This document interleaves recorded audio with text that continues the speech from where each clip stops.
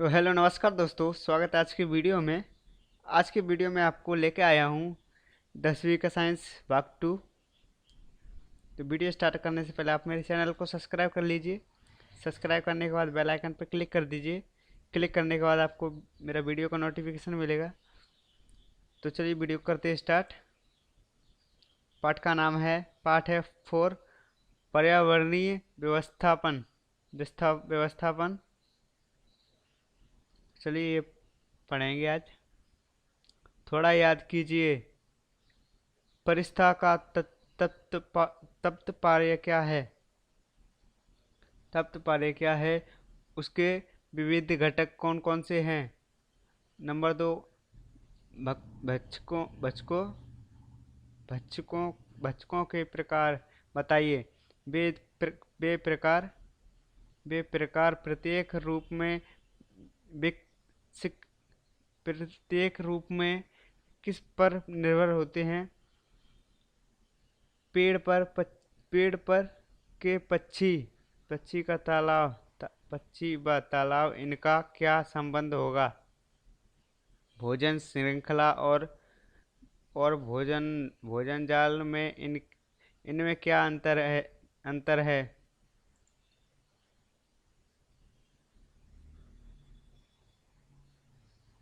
Number 1, विचार कीजिए और बताइए।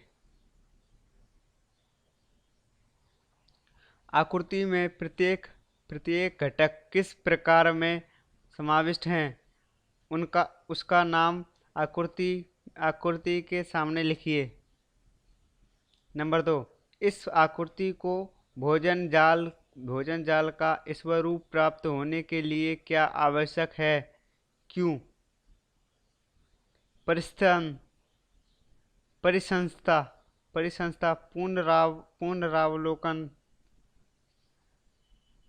जैविक और अजैविक घटक उसी प्रकार में परस्पर पाई जाने वाली अंतरक्रिया, ये सभी मिलकर परिस परिस्थान परिसंस्था परिसंस्था का निर्माण होता है। परिसंस्था परिसंस्था में प्रत्येक घटकों की भूमि महत्वपूर्ण होती है। भोजन निर्माण करने वाली वनस्पतियां उपयोग होती हैं।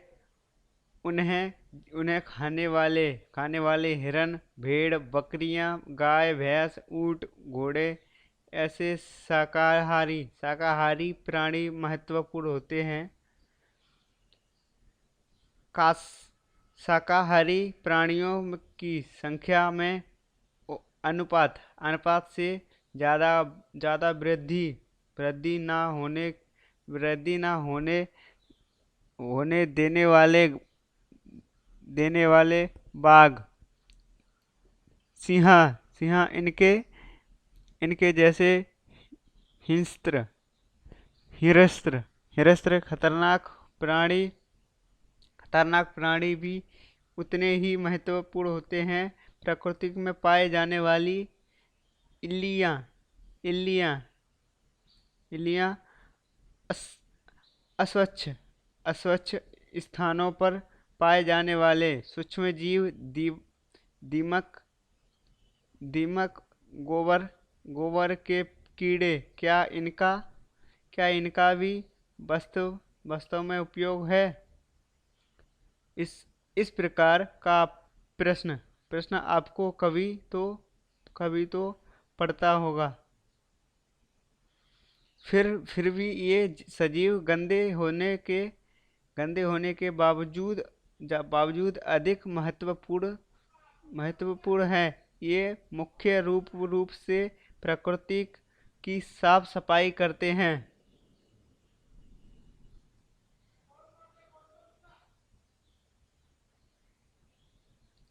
विचार कीजिए। सालों साल जंगल में घास पत्ते, टूटे हुए पेड़ आदि तथा गांव के परिसर में मृत जानवरों का विघटन आदि ना हुआ होता तो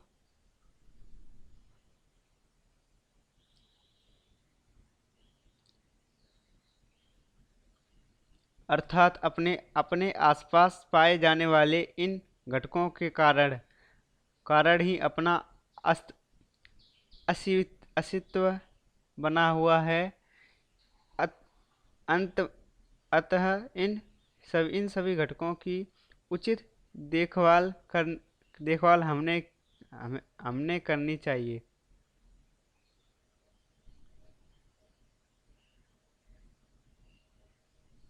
चर्चा कीजिए।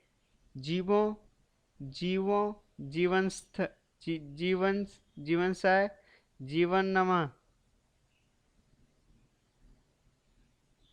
थोड़ा याद कीजिए।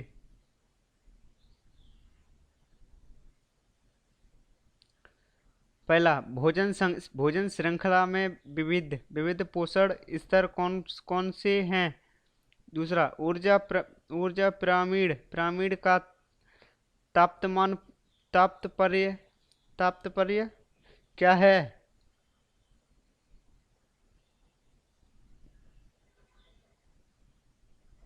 विचार कीजिए।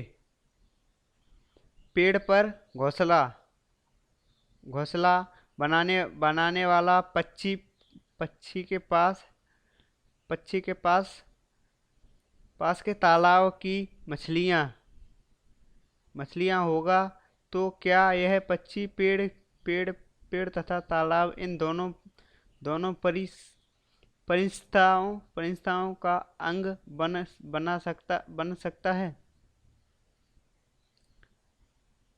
प्रवाह प्रवाह तालिका पूर्ण कीजिए। नीचे दिए गए रिक्त चौखटों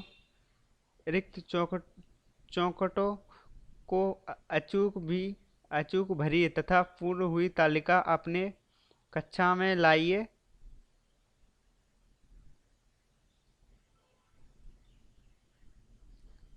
अकार्बनिक पदार्थ हाइड्रोजन, ऑक्सीजन, नाइट्रोजन, कैल्शियम, लोहा, सोडियम, पोसिलाइट।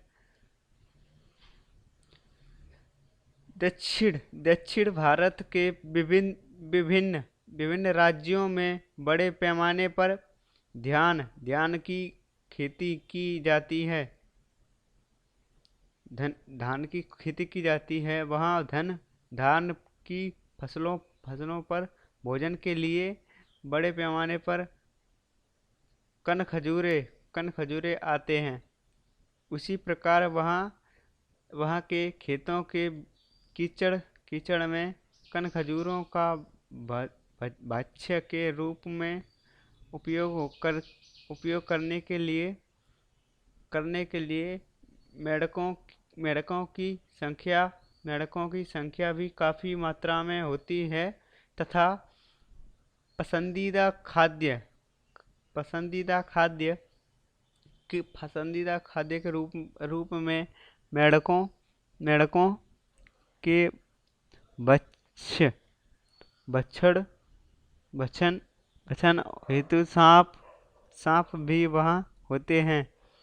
परंतु यदि अचानक वहाँ के मेढकों की संख्या कभी कमी आई तो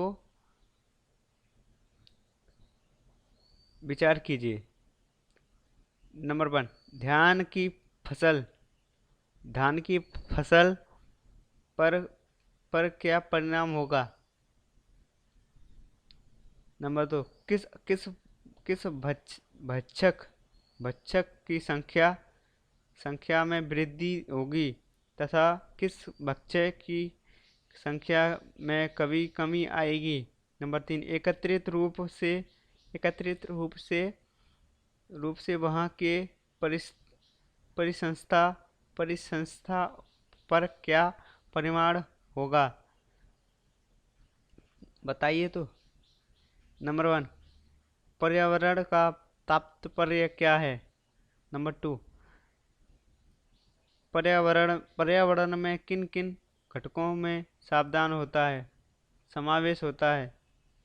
घटकों का समावेश होता है।